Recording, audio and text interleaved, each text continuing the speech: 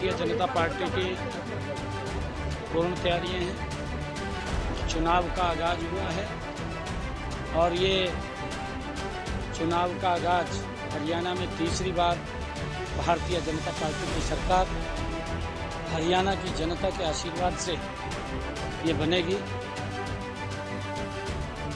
Football के मैदान में जीत के लिए मैन टू मैन मार्किंग की जाती है, ठीक उसी तरह हरियाणा में जीत निश्चित करने के लिए बीजेपी इस बार सीट टू सीट मार्किंग करने में जुटी है। एक एक सीट के लिए जिताऊ चेहरों का पैनल तैयार हो रहा है कि सीट पर कौन से फैक्टर डिसाइडिंग हो सकते हैं, इसका डेटा जुटाया जा रहा है।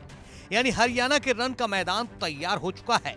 कौन कौन किस मोर्चे पर उतरेगा, बीजेपी अब इस तैयारी में भी जुटी है।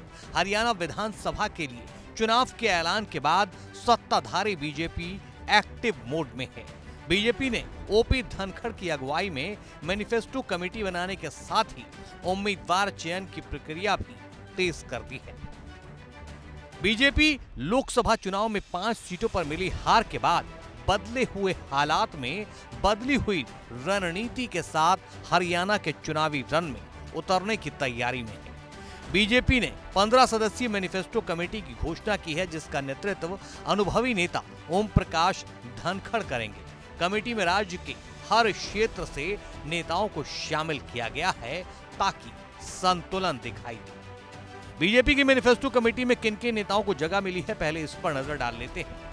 हरियाणा बीजेपी की तरफ से जारी हुई लिस्ट में बीजेपी के राष्ट्रीय सचिव और हरियाणा के पूर्व मंत्री ओपी धनखड़ को मैनिफेस्टो कमेटी का प्रमुख बनाया गया है, जबकि कमेटी के 14 अन्य सदस्यों में कृष्णलाल पंवार, वरिष्ठ नेता कैप्टन अभिमन्यु, रणबीर गंगवा, विपुल गोयल, किरण चौधरी, भव्य बिश्नोई, सुनीता दुग्गल, भूपेश्वर दयाल, सत्य प्रकाश जरावता, अभय सिंह यादव, संजय शर्मा, मदन गोपाल और रोजी मलिक शामिल हैं।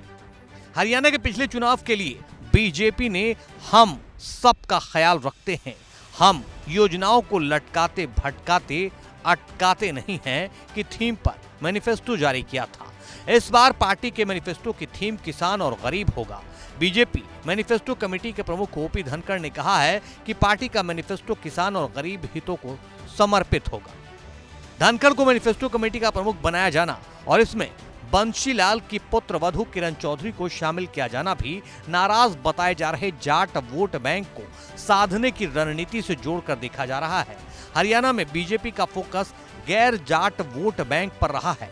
पार्टी अब तीसरी बार सरकार बनाने के लिए वोटों का नया समीकरण गढ़ने की कोशिशों में जुटी है।